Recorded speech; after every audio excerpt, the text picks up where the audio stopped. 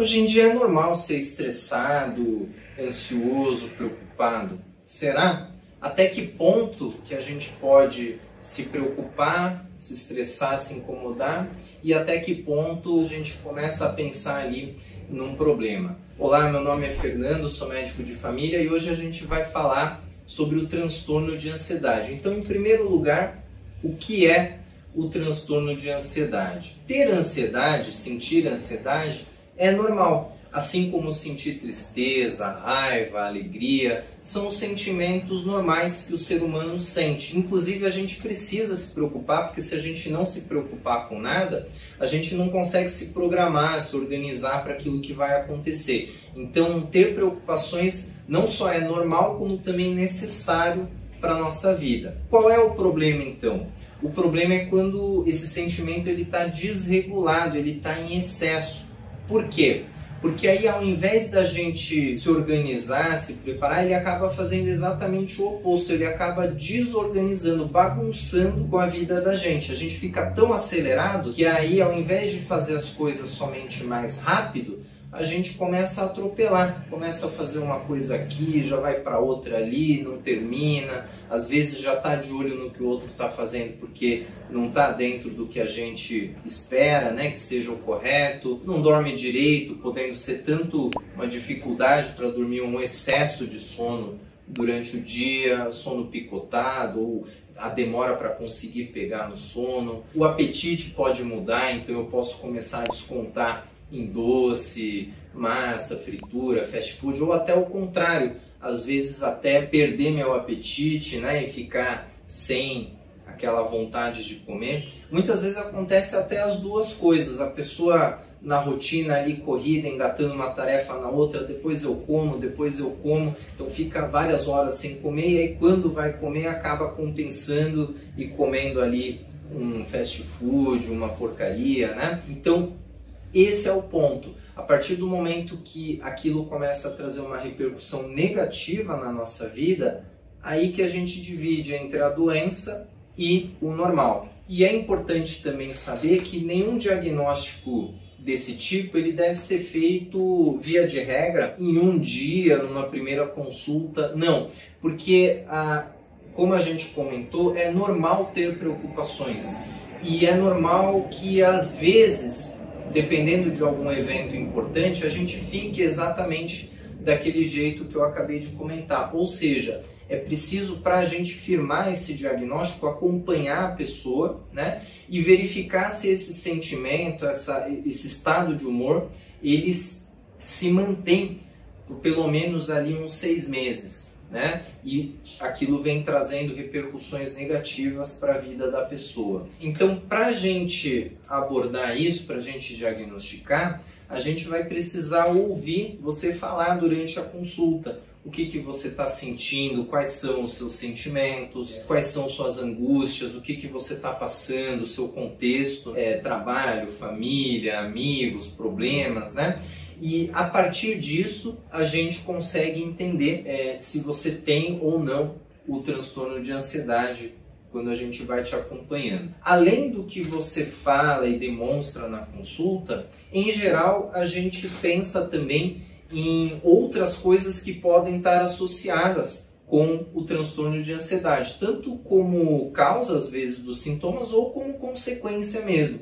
Exemplo, se eu tenho lá um transtorno alimentar causado pela ansiedade e eu acabo exagerando lá nos docinhos, nada impede de eu desenvolver um diabetes, um colesterol, uma obesidade. A gente pode ter também a relação inversa, ou seja, às vezes eu estou desanimado, às vezes eu estou um pouco me sentindo mal, quando eu vou ver nos exames eu tenho lá uma anemia, uma carência nutricional. Então, além do que a pessoa fala, a gente às vezes pede alguns exames para complementar essa avaliação e a partir daí programar o acompanhamento. Esse acompanhamento ele deve ser feito no mínimo em dupla, tanto com o médico, que é quem vai olhar os seus exames, vai ver se precisa remédio, se não precisa, acompanhar toda essa questão do tratamento medicamentoso, e também com o profissional da psicologia, porque é importante tratar de todas essas questões. O profissional da psicologia ele vai te ensinar algumas técnicas, né, de como lidar melhor quando vem aqueles sentimentos ansiosos, tanto respiratórios, de concentração. A gente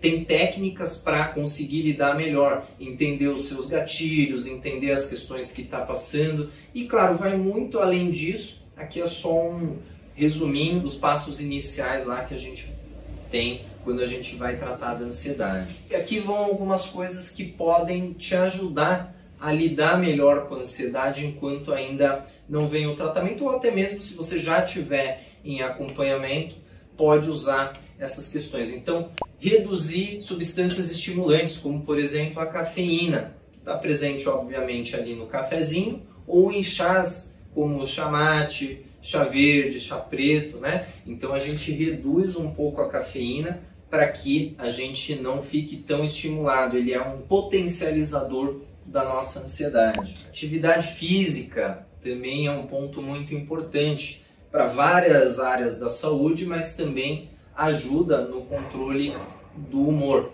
né? Então, quando eu pratico ali o meu exercício regularmente, né, dentro dos limites, de preferência acompanhado, eu ajudo a diminuir os meus níveis de ansiedade. Existem técnicas também de concentração, mindfulness, que o pessoal tanto vem falando, né? Concentração, meditação, mindfulness. Então tem várias práticas nesse sentido que podem ajudar a pessoa a conseguir controlar a preocupação, aqueles pensamentos acelerados, muito importante.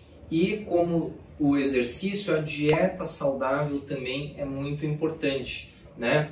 Os precursores lá dos neurotransmissores que fazem parte lá da ansiedade, como é que a gente fabrica os neurotransmissores? A partir de pecinhas que a gente tem da alimentação, né? Então, a serotonina, a dopamina, tudo isso a gente precisa formar, é onde os remédios geralmente agem, né? E a gente precisa de substrato para formar isso, precisa estar bem. Então, a alimentação saudável, além de melhorar várias outras questões da nossa saúde, também tem um impacto muito positivo no transtorno de ansiedade. E se você estiver grávida ou pensando em engravidar, pode fazer tratamento para o transtorno de ansiedade? Não só pode, como deve, né? Tanto com a psicoterapia e também com o médico, né? Para aquela questão medicamentosa. E aí é importante, se você estiver planejando ou tentando engravidar, já falar com o seu médico, porque apesar de ser importante que seja tratada a ansiedade durante a gestação, não é qualquer remédio que pode ser usado nesse período. Então a gente já vai fazer uma troca, caso seja preciso, caso você já esteja pensando em engravidar ou já esteja grávida. Então não deixe de falar com o seu médico caso você esteja gestante. Então, se você trata de ansiedade, se você acha que tem, eu gostaria de ouvir a sua opinião, o seu relato, a sua história. A gente sempre aprende muito com os pacientes, eu mesmo que me ajudou muito, além dos livros, das aulas, foi o contato com os pacientes. Então, se você tem uma experiência com ansiedade, se você conhece alguém que sofra com transtorno de ansiedade, por favor, comente, compartilhe, né, se você se sentir à vontade, que isso ajuda muito a gente a crescer e a aprender cada vez mais. E não sinta vergonha. Se você tem ansiedade, se você acha que sofre de estresse, de ansiedade, de nervoso, como queira chamar, procure ajuda, porque é muito importante. Isso vai melhorar muito a sua qualidade de vida.